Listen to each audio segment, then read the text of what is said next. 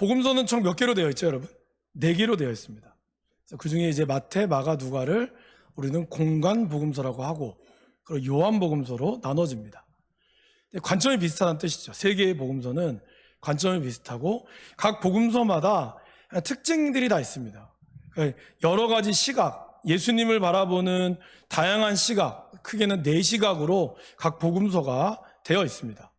그래서 마태복음은 특별히 왕의 복음서라고 하기도 하고, 또 동물로 비유하면 사자 복음서로 얘기하기도 합니다. 이스라엘뿐만 아니라 온 민족을 구원하시기 위해서 이 땅에 오신 왕, 바로 예수님이라는 것을 마태복음은 잘 기록하고 있습니다.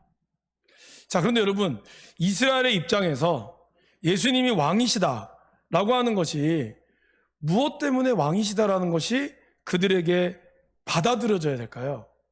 능력이 많아서? 예수님이 오병이어를 펼치고 바다 위를 걷고 부활하신 사건이 이스라엘 백성들에게 맞아, 이런 분이 왕이셔야 돼 라는 것이 설득력이 될까요? 그렇지 않습니다. 이스라엘 백성들에게 예수님이 왕이 되시려면 반드시 통과해야 되는 조건이 있어요. 그게 뭘까요? 바로 구약 성경입니다. 왜냐하면 구약 성경에서부터 계속해서 이스라엘을 구원할 메시아가 올 것이다라고 하나님은 계속해서 말씀하셨기 때문이라는 것입니다. 대표적으로 하나님은 아브라함을 통하여 이렇게 얘기하셨죠. 창세기 22장 18절 말씀해 보시면, 또 내 씨로 말미암아 천하 만민이 복을 받으리니 이는 내가 나의 말을 준행하였음이니라 하셨다 하니라. 여기 보시면 내 씨로 말미암아, 결국 천하 만민이 복을 얻는 것은 아브라함의 씨로 말미암아 얻어질 것임을 하나님은 예언했습니다. 또한 이제 이스라엘의 왕이었던 다윗에게서도 사무엘하 7장 12절에 이렇게 말씀하십니다. 우리 같이 한번 읽어보실까요? 내 수완이 차서 내 조상들과 함께 누울 때 내가 내 몸에서 날 내 씨를 내 뒤에 세워 그의 나라를 견고하게 하리라. 여기서 나오는 이 다윗에게 얘기했던 씨는 단순히 솔로몬을 이야기하는 게 아닙니다. 결국 영원한 하나님의 나라, 이 나라는 반드시 다윗에서부터 나올 것이라고 하나님은 약속하셨다는 것입니다. 또한 선지자 이사야부터 시작해서 말라기에 나오는 이 수많은 선지자들 중에 특별히 이사야 11장 10절에는 이렇게 말씀하고 있습니다. 그날에 이새의 뿌리에서 한 싹이 나서 만민의 기치로 설 것이요 열방이 그에게로 돌아오리니 그가 거한 곳이 영화로우리라. 여기 보면 이새의 뿌리는 누굽니까? 바로 다윗이죠. 다윗의 아버지가 이새였기 때문에. 그러니까 다윗으로부터 이 싹이 나서 만민의 기치로 설 것이요 열방이 돌아오게 될 것을. 그러니까 이스라엘의 왕은 이스라엘의 왕만이 아니라 열방을 하나로 묶는 왕이 될 것이다. 그러기에 그들이 원했던 왕은 뭔가 능력이 많은 왕은 좀 뒷전이고 두 번째고, 가장 중요한 조건은 바로 하나님의 아들이라고 하는 이 왕은 다윗과 아브라함의 자손이어야 했다라는 겁니다. 그래서 오늘 이 마태복음의 저자는 마태복음 1장을 쓰면서 족보를 쓴 겁니다. 1장 1절 말씀해 보시면 이렇게 나오죠. 아브라함과 다윗의 자손 예수 그리스도의 계보라. 다른 말로 표현하면 족보다. 이거란 것입니다. 그러니까 이 마태복음의 저자는 이스라엘 백성들이 이 책을 읽을 때 그래, 그렇게 왕이라고 하는 예수, 부활도 좋고 무리를 건너가고 여러 가지 많은 걸 해도 좋은데 그것이 우리 하나님이 말씀하시는 조건과 맞아야 한다는 거예요. 그래서 마태는 이 조건에 맞는 예수님의 족보를 이야기하고 있다라는 것입니다. 그래서 마태복음에는요, 예수님이 왕이시라는 것을 알리기 위해서 뭔가 대단한 그분의 그 능력을 크게 부각시키지 않아요. 그래서 마태복음에서는 어떤 것이 주가 되냐면은 구약의 말씀이 이루어졌느니라. 예를 들면 선지자로 하신 말씀을 이루려 하심이니라. 이게 마태복음에 제일 많이 나옵니다. 많이 나오는 이유는 그겁니다. 너희들이 그렇게 이야기했던 메시아가 봐라, 구약 성경에 이렇게 말씀했던 하나님의 말씀이 이 예수님을 통하여 그렇게 이루어지고 있다라는 것이 많이 나온다는 것이죠. 그러나 예수님이 이스라엘의 왕되심의 정당성을 드러내고 있다라는 것입니다. 여러분, 오늘 이 복음서를 지은 저자 마태, 직업이 뭘까요? 직업이 세리입니다. 그 세관원들 아시죠? 이 세리예요. 세리는 성격이 어떻게 해야 될까요? 꼼꼼해야 됩니다. 어쨌든 한 푼이라도 백성들에게 돈을 뜯어내야 되잖아요. 그러기 위해서 백성들의 삶의 어떤 모습이라 저 사람이 재산이 얼마가 있고 이런 모든 것을 어떻게 할까요? 꼼꼼하게 관리해야 돼요. 그리고 또 뭐가 필요하죠? 이런 내용들을 잘 정리해 놓고 있어야 됩니다. 그러니까 하나님께서는 이 하나님의 제자들을 세울 때 하나님이 세운 12제자들을 보면 그 면면을 보면 대부분 어부가 좀 많지만 그러나 다양한 직업군들을 주고 있어요. 그리고 직업군들 중에서 특별히 이 마태라고 하는 이 예수님의 제자는 바로 이 예수님의 복음서를 쓸 때 아주 꼼꼼하게 기록하고 있었다는 겁니다. 그리고 그것을 또 잘 체계적으로 정리하고 있어요. 여러분, 마태복음은 28장으로 되어 있습니다. 근데 우리가 그냥 보면은 예수님이 탄생하시고 나서부터 쭉 이렇게 기록되어 있는 것 같지만 예수님이 왕이라고 하는 사실을 중심으로 해서 이 복음서가 기록이 되어 있어요. 그러면 뭐가 가장 큰 주제가 될까요? 바로 왕의 설교. 여러분, 왕이 하는 역할이 뭘까요? 왕은 백성들에게 선포합니다. 내 말을 들으라. 이 말에 대한 선포가 있고, 그리고 그 말만큼 자기의 백성들을 돌보는 마음이 있겠죠. 그래도 백성이 아프면은 고치기 위하여 힘을 쓰는 것처럼 왕은 그러한 역할을 감당합니다. 또 때로는 왕의 말에 반역하는 이들에게, 반하는 이들을 강력하게 꾸짖기도 합니다. 그런 내용들이 마태복음에 나와 있는데 가장 중요한 어떤 왕의 말씀, 이것을 크게 5가지로 구분해 놨습니다. 화면을 한번 보실까요? 화면에 보시면 마태복음에 나타난 이 5가지 왕의 말씀이 1장부터 28장 사이에 딱 곳곳에 딱 새겨져 있어요. 5장에서 7장은 저와 여러분들이 잘 아는 산상수, 그리고 마태복음 10장은 제자, 그리고 마태복음 13장은 비유. 그러니까 비유만 딱 모아놨어요. 이렇게 이곳저곳에 비유를 해놓은 게 아니라 마태복음은 비유는 비유의 말씀만 딱 13장에 걸쳐서 딱 모아놨고, 그리고 제자는 어떻게 되는가, 이것도 18장에 딱 모아놨어요. 그리고 감남산에 올라가서 말씀을 전하시는 것을 또 24장, 25장에 모아놨습니다. 그리고 요 중간중간에 예수님이 하셨던 병을 고치는 이적, 말씀을 가르치는 이적, 그 다음에 바리새인과 이렇게 논쟁 벌이는 이적들이 이렇게 곳곳에 묻어나서 28장을 잘 꾸며놓고 있습니다. 여러분들이 이걸 제가 우리 목사님 통해서 구역장님 방에다 올려놓을 테니까 여러분들이 한번 참고로 말씀을 읽을 때 보시면은 좀 도움이 되실 겁니다. 그래서 이처럼 마태는 굉장히 꼼꼼하게 하나님의 말씀을 딱 카테고리화해서 구분해 놨습니다. 우리가 읽은 오늘 18장의 18절 앞에 1절에서 17절은 아까 말씀드린 족보가 나오죠. 아브라함부터 시작해서 다윗의 자손인 족보를 그것도 어떻게 구분했을까요? 14대, 14대, 14대로 딱 구분해놨어요. 총 42대를, 원래는 예수님의 이걸 해보면은 42대가 아니거든요. 근데 이거는 마태가 의도적으로 딱 구분해 놓은 거예요. 처음부터 태어날 아브라함부터 14대, 다윗부터 14대, 포로로 끌려가서 14대, 이렇게 카테고리화해서 예수님의 왕 되셨다는 것을 아주 객관적으로 그렇게 보여주도록 합니다. 근데 여기에 마태복음에 아주 꼼꼼함이 묻어나오는 게가 몇 개가 있어요. 그걸 통하여 이스라엘 백성들로 하여금 찔리게 하는 구절들이 있다라는 겁니다. 여러분, 족보라고 하는 것은 뭘 중심으로 이루어지죠? 남자를 중심으로 이루어집니다. 그죠? 그러니까 이렇잖아요. 김재욱 씨가 여준을 낳고, 그럼 김여준이 누굴 낳고, 이렇게 합니다. 사실 낳은 건 엄마인데 남자가 낳았다고 얘기를 하죠. 그래서 이 성경도 아브라함이 이삭을 낳고 이삭이 야곱을 낳고 이렇게 나오지, 사라가 이삭을 낳아서 이삭과 리브가가 결혼해서 리브가가 또 야곱과 에서를 낳았다, 이렇게 기록하지 않습니다. 그냥 남자들의 이름이 쭉쭉 나와요. 그걸 우리는 그것을 그냥 이렇게 큰 무리 없이 인정을 합니다. 어쨌든 그것을 우리는 부계 중심이라고 하죠. 부계 중심의 족보가 이루어져요. 그래서 마태복음도 그렇게 시작합니다. 아브라함이 이삭을 낳고 이삭이 야곱을 낳고, 큰 문제가 없어요. 그런데 중간쯤 처음부터 좀 가다 보면 거기에 독특한 이름들이 나옵니다. 자, 여러분 성경책을 갖고 계신 분들은 한번 보시면 3절에 다말이라는 사람이 나오고요. 5절에 라합과 룻이 나옵니다. 6절에 우리아의 아내가 나오고 마지막 16절에 마리아가 나옵니다. 이들은 누굴까요? 여자예요. 다 남자만 나오는데 유독 이분들만 여자의 이름이 기록되어 있어요. 그런데 이거를 또 한번 좀 파고 들어가 보면 이 여자분들의 이름이, 이 여자분들의 출신을 가만히 보면 그렇게 좋은 게 아니에요.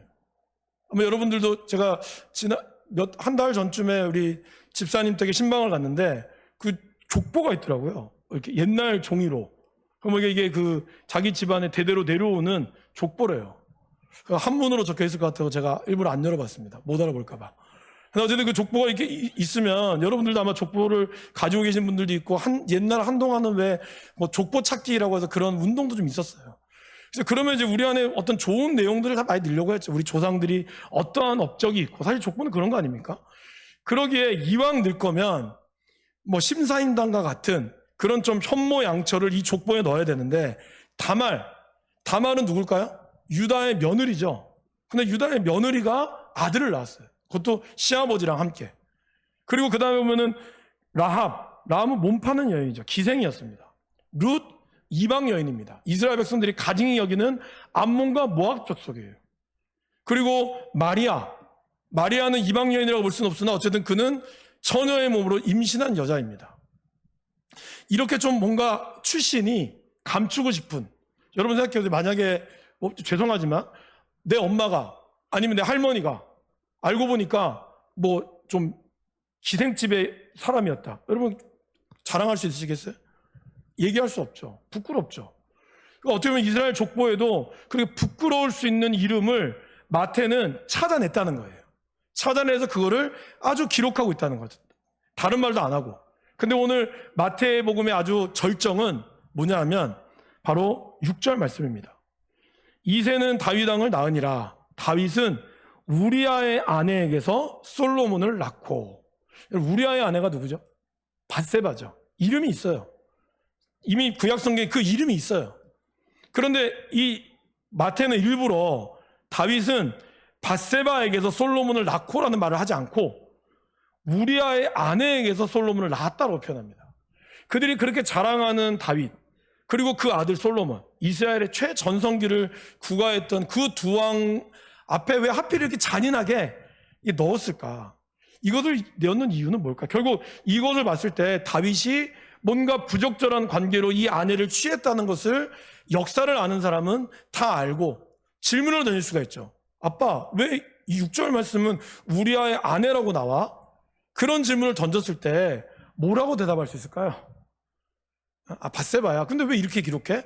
사실은 이렇게 나오다 보면 결국 그의 조상애가 치부가 드러날 수밖에 없다라는 것입니다. 그러면 왜 이렇게 이스라엘의 치부를 마태는 드러냈을까요? 먼저 이스라엘 백성들이 생각하는 자기 나라들에 대한 개념은 어떨까요, 여러분? 여러분, 우리나라도 지금은 좀 아니지만 예전에 우리나라는 저희 이제 교과서에 실려있던 우리 대한민국 하면 항상 나오는 단어가 있었습니다. 뭘까요? 백의 민족. 네. 그러니까 순수한 혈통이라는 거죠. 우리나라는 그것이 가장 자랑스러운 나라였습니다. 그러나 지금은 좀 그렇지 않죠. 여러 다문화도 우리나라도 접어 들어가고 있습니다. 이스라엘도 마찬가지로 백의 민족과 같은 순수 혈통이 매우 중요했습니다. 오죽했으면 에스라 때 70년 동안 바벨론에서 살아왔던 사람들이 애굽의 이 가나안 땅에 돌아왔는데 마지막 에스라 11장에서 뭘 기록하고 있죠? 이방 여인과 결혼한 남자들의 이름을 다 기록하고 있습니다. 그리고 그들을 강제로 이혼시켰어요. 왜요? 우리 민족이 순수해야 되기 때문에. 그러니까 그 정도로 이스라엘은 자기네들이 택함받은 백성이고 택함받지 못한 이방인과의 접촉을 매우 싫어했습니다. 그래서 그것을 자랑으로 여기고 있었고 그거를 그대로 얘기하고 있는데 오늘 마태는 그거에 대해서 고발하고 있는 거예요. 너희들이 깨끗하다고? 너희들이 택함받았다고? 천만의 말씀이다. 그러면 그걸 고발함으로 인하여 이스라엘의 치부를 드러내는 것이 목적이었을까요? 그것이 목적이 아니라는 거예요. 먼저 여기서 우리는 그걸 알아야 됩니다. 이스라엘이 완벽한 나라가 아니었듯이 어느 나라도 완벽한 나라는 없다라는 사실입니다. 여러분, 지난주에 제가 이런 말씀을 드렸죠. 이스라엘 이 400년의 침묵 기간 동안은 헬레니즘에서 헤브라이즘에서 헬레니즘으로 물러나는 시간이었습니다. 그 말은 예전에는 병에 걸리면 누구를 찾아갔죠? 무당을 찾아갔습니다. 그리고 제사장을 찾아갔어요. 그죠? 그래서 레위기나 이런 데 보면 문둥병에 걸렸거나 아니면 옴 환자가 발생하면 먼저 누구를 찾아가요? 제사장을 찾아가요. 그럼 제사장이 그 환부를 보고 이거는 무슨 병이다. 이건 무슨 병이다. 그럼 일주일 동안 격리하고 나면 일주일 지나면 다시 환자의 상태를 보고 오케이, 정결해졌어. 그럼 들어올 수 있었어요. 그러니까 제사장이 의사이면서 모든 역할을 감당했다는 거죠. 그런데 헬레니즘이 되었다. 이거는 뭘까요? 약이 발명되기 시작하고 그러면서 예전에는 무당이 굿해가지고 병 났는데 지금은 약 하나만 먹으면 낫는 거예요. 그러면서 예전에는 이러한 병이 신의 진노다 이렇게 생각했는데 그게 아니라 그냥 감기 걸린 거야. 약 먹으면 돼. 너무나 바뀌었다는 거예요. 그러면서 사람들의 생각이 신이라고 하는 존재가 모든 거를 다 하는 게 아니구나. 인간이 중요하구나. 인간이 대단하구나. 그러면서 나오는 거죠. 그래서 여러분, 그리스 로마 신화에 보면 신하들의 모습이 어떻죠? 다 인간입니다. 몸은 위쪽은 인간, 밑에는 무슨 지느러미. 그러니까 반인 반수 이런 것처럼 어쨌든 인간이 중심이 되는 신이었다는 거예요. 그것이 그 당시에 가득히 펴지면서 신이라고 하는 존재보다는 인간이 중요하다는 것이 이 400년 기간이 있었던 거예요. 마치 이제 더 이상 신은 필요 없어. 인간이 중요해. 이런 것으로 400년의 기간이 흘렀다는 겁니다. 그런데 그런 기간이 흐르면서 알렉산더 대왕이라든지 로마의 어떤 강력한 나라의 통치가 있었지만 결국에는 어떻게 됐죠? 다 실패로 돌아가고 말았어요. 인간이 중심이 되어서 지났던 모든 시간들이 당장에는 인간이 중심이 된 것이 성공한 것처럼 보였지만 결국 인간 중심의 문화가 더 타락하고 더 사람들이 황폐해져 가는 결론이 바로 1세기의 모습이었다라는 것입니다.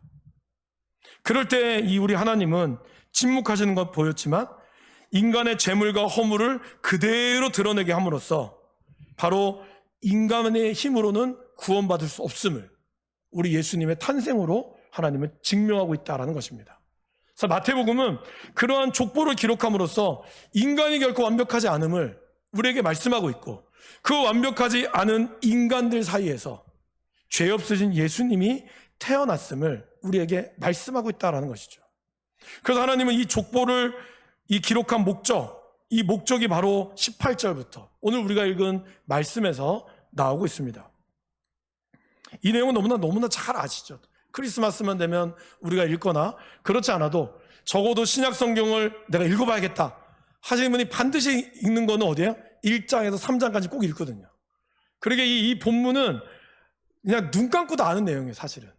그러나 우리가 이 내용을 다시 한번 좀 더 깊게 한번 살펴보기를 원합니다. 여러분, 요셉이라는 남자 청년이 마리아랑 결혼하기 위해서 약혼을 했습니다. 우리도 약혼식을 요즘엔 안 하지만 예전에 약혼식을 했잖아요. 근데 여러분, 여기의 약혼식은 우리의 약혼식과는 조금 더 다릅니다. 더 구속력이 있습니다. 물론 모든 약혼이 결혼을 전제로 한 것이지만 1년 동안은 부부관계를 맺지 못해요. 결혼하기 전까지. 그렇지만 서로에게 불미스러운 일이 일어나면 어떻게 했을까요? 이거는 파혼이 아니라 이혼이 됩니다. 그러니까 여러분, 우리가 결혼해야 이혼이 되는 거잖아요. 근데 이거는 약혼을 했지만 파괴시켰을 때는 이거는 이혼 정도의 그러한 강력한 구속력이 있다는 거죠. 그러니까 죽지 않는 이상은 약혼을 했다. 이거는 무조건 결혼까지 가야 되는 거예요. 그 정도로 강력한 구속력이 있는 것이 바로 이 약혼입니다. 그런데 자신의 약혼자였던 마리아가 임신했다는 소식을 듣게 되었죠. 결혼 전의 임신이라는 것은 신명기 율법에 보면 임신한 여인과 임신시킨 남자는 반드시 돌로 쳐 죽였어야 됐어요. 근데 이것이 1세기에 와서는 그렇게 하진 않았답니다.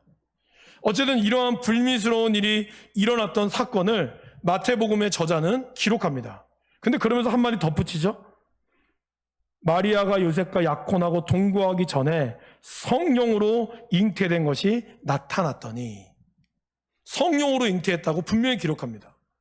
이 임신은 사람이 한 것이 아니라 성령으로 잉태된 것이고, 그리고 여기서 나타났다라고 하는 표현은 하나님이 천지를 창조하신 이라와 같은 단어를 씁니다.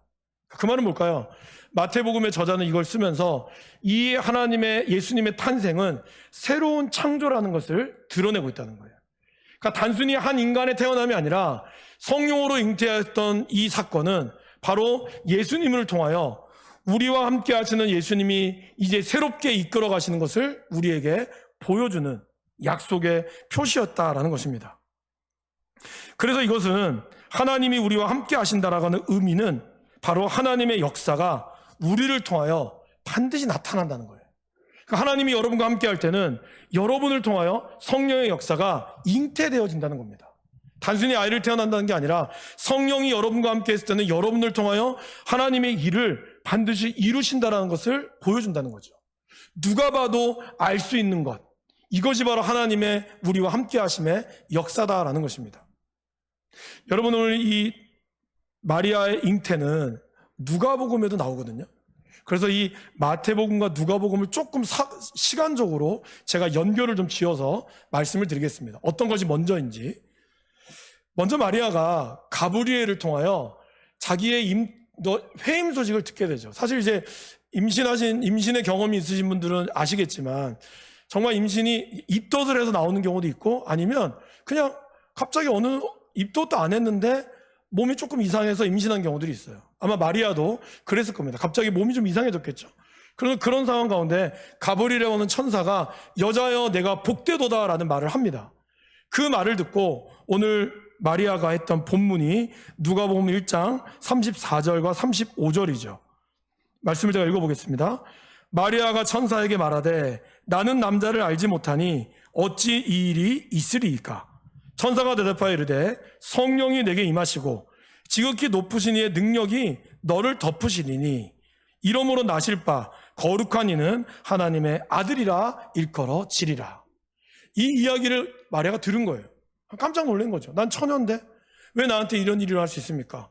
그때 이제 가브리엘 천사가 하나님에게는 능치 못함이 없다라는 말씀을 하셔요. 그리고 그 말에 38절에 마리아가 이렇게 얘기하죠. 마리아가 이르되 주의 여종이오니 말씀대로 내게 이루어지리다 하매 천사가 떠나가니라. 그리고 이 사건 사이에 가브리엘이 한 말이 또 하나의 소식이 있어요. 뭘까요? 너의 사촌이었던 엘리사벳, 나이가 많은 엘리사벳도 임신을 했다. 아이를 가질 수 없는 몸인데 임신을 했다는 소식을 알려줍니다. 마리아는 이 임신 소식을 듣고 그의 사촌의 엘리사벳을 찾아가죠. 그때가 이미 임신 6개월이었어요. 세례 요한의 어머니였던. 그리고 태중에서 마리아가 집에 들어오자 태중의 벽중의 아이가 뛰어놉니다. 막 움직인 거죠. 막 이렇게. 그러면서 이 마리아의 임신에 대한 얘기를 그는 3개월 동안 함께 교제하며 3개월 동안 머물다가 돌아왔습니다. 여러분 이제 3개월, 4개월쯤 되면 어떻죠? 이제 배도 좀 불러오기도 하고요. 그리고 이제 제 아내 같은 경우는 피부가 뒤집어졌어요. 막 가렵고 그 증상이 있었거든요. 아마 입덧하신 분도 있지만 또 안 하신 분들은 아무렇지도 않게 지나가신 분도 계시겠지만 어떤 분들은 피부가 가렵다거나 아니면 막 피부가 뒤집어진다거나 아니면 막 평소에도 잘 먹지만 더 잘 먹는다거나 그런 일들이 막 생기게 되는 거죠. 그러던 차에 요셉이 드디어 보게 된 거죠. 그러니까 오늘 이 말씀은 그 정도 시간, 약 한 4개월, 5개월 정도 마리아가 배가 불러오는 상황 가운데서 요셉이 본 겁니다. 요셉이 봤을 때 어땠을까요? 딱 그 얘기를, 임신 소식을 그가 깨닫게 되었을 때 첫 번째 반응은 뭘까요? 도저히 받아들이기 어려웠겠죠. 당연하다고 생각합니다. 그래서 요셉은 이것을 어떻게 해야 될까 고민했겠죠. 여러분 같으면 어떻게 하시겠습니까? 그 남자를 공개적으로 처리할 수 있거든요. 그 남자를 찾아내고 그러면서 돌로 쳐 죽여도 돼요. 그래도 이거는 명예살인이 되기 때문에 문제가 되지 않습니다. 그런데 오늘 말씀은 이렇게 얘기합니다. 19절에 요셉은 의로운 사람이라 그를 드러내지 아니하고, 다른 말로 표현하면 마리아에게 부끄러움을 끼치지 아니하고 어떻게 하여 이거를 가만히 끊어낼까, 이거를 고민했다는 거예요. 그러니까 그는 의로운 사람이었기 때문에 이건 도저히 하나님의 율법에 맞지 않아요. 그렇다고 해서 다른 사람을 속여서 사실은 내가 마리아와 결혼 전에 잠자를 했습니다, 이렇게 얘기하면 이것도 율법을 어기는 거잖아요. 그러니까 이러지도 저러지도 못하니까 그가 또 하나 처할 수 있는 방법은 이혼 증서라는 게 있거든요. 이혼 증서를 마리아한테 주고 그냥 보내야겠다. 이거는 공개적으로 안 해도 된대요. 그러니까 그냥 이혼 증서를 주고 신명기 24장 7절에 나오는 이혼 증서를 주면 그래도 마리아에게 너를 이렇게 임신시킨 남자에게 가거라. 자유를 주는 거죠, 일종의. 내가 이렇게 보낼게. 그런데 그러기도 너무 이상한 거예요. 그러면서 그렇게 나와죠. 20절에 이 일을 생각할 때 그러니까 이리 뒤척 저리 뒤척 하면서 그가 있었던 겁니다. 여기서 생각한다는 거는요, 분노라는 뜻이 담겨져 있어요. 그러니까 얼마나 그 마음에 분노가 일어날까요, 사실은? 그죠? 마리아를 생각하면 화가 나지 않을까요? 그리고 또 이거를 정말 동네 사람들한테 얘기해서 마리아를 죽여야 돼? 죽이기에는 내가 이 그녀를 너무 사랑한다는 거죠. 그러기에는 내가 양심이 허락하지 않고 이러지도 모르고 저러지도 못하는 이러한 상황 가운데서 하나님이 나타나셨다는 겁니다. 20절에 주의 사자가 현몽하여 이르되 이렇게 얘기합니다. 다윗의 자손 요셉아 내 아내 마리아 데려오기를 무서워하지 말라. 근데 여러분 여기서 우리가 주목해야 될 게 뭘까요? 하나님의 주의 천사가 요셉을 뭐라고 불러요? 다윗의 자손 요셉이라고 불렀다는 거예요. 그냥 요셉이라고 부르지 않고 다윗의 자손이라고 불렀다는 거예요. 여러분, 하나님이 우리와 함께한다. 이것은 우리가 하나님의 백성이라는 사실을 하나님은 잊지 않고 있다는 겁니다. 요셉의 직업은 목수입니다. 몰락한 가문이죠. 아마 그가 다윗의 자손이라는 사실도 부끄러웠을 거예요. 왕가면 이렇게 살면 안 되잖아요.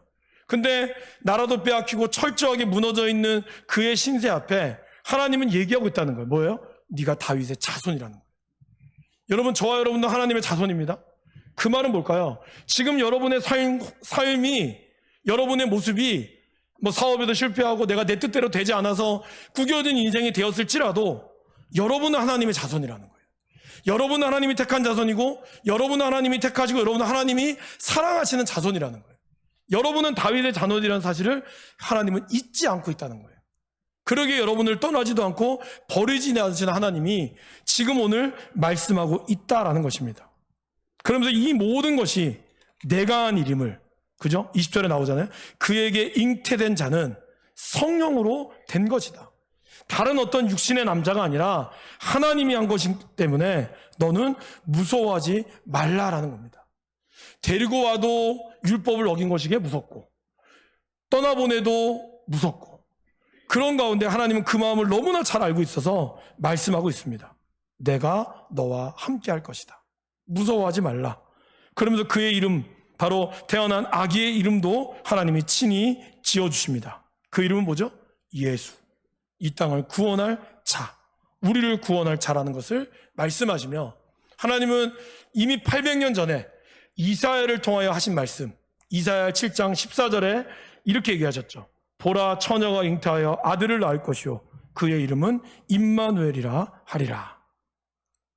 결국 마태는 이스라엘의 족보를 통해서 이스라엘이 비록 깨끗하지 않다, 너희들도 이렇게 정결한 백성은 아니지만 그 가운데 하나님이 약속의 자녀, 약속의 메시아를 보내주심으로 너희들을 붙드시고 이끌어갔음을 이야기합니다. 그리고 하나님께서는 이것을 정죄하려고 하는 것이 아니라 이러한 죄인에게도 죄 없으신 예수님께서 우리와 함께 하시려고 이 땅에 오셨음을 보여주고 있다는 것입니다. 이것은 저와 여러분들이 여전히 유효하다는 것이죠. 여러분, 우리도 하나님 앞에 죄인이고 우리도 탈탈탈 털어보면 저와 여러분들 완벽한 인간은 아무도 없습니다. 심지어 여러분들이 교통신호 어긴 것까지 모든 것이 다 우리의 죄 가운데, 그것도 어떻게 보면 법규 위반이잖아요. 그런 모든 것까지 우리가 탈탈 털어보면 우리 모두 다 하나님 앞에 완벽한 인간은 없다는 거예요. 그러나 완벽하지 않은 인간 앞에서 하나님은 죄 없으신 분이 태어나셨다는 것을 우리에게 보여주시고 그러한 우리와 함께 하심을 주님은 말씀하고 있다라는 것입니다. 요셉은 그 말을 듣고 꿈에서 깨어나서 바로 그의 아내가 될 마리아를 데리고 옵니다. 그러면서 자기가 품어요. 아까 얘기했죠. 뱃속에서 난 10달 동안 뱃속에 있어야 되는데 5달 정도 마리아와 함께 살아야 돼요. 근데 동침하지 않았다 그랬습니다. 그녀를 고이 이렇게 잘 하셨어요. 그런데 이 5달 동안 어떠한 일이 있었을까요? 상상해 가십니까? 주변 사람들이 얼마나 수군거릴까요? 갑자기 이 마리아는 배가 불러오죠. 피부도 뭔가 변하죠. 임신하면 변하잖아요. 모든 것이. 변할 때 사람들이 그렇게 뒷말 좋아하는 사람들의 수군거림이 있지 않았을까요? 그런 가운데 모세와 잠을 잤대. 이거 모세 의로운 사람인 줄 알았는데 아니네.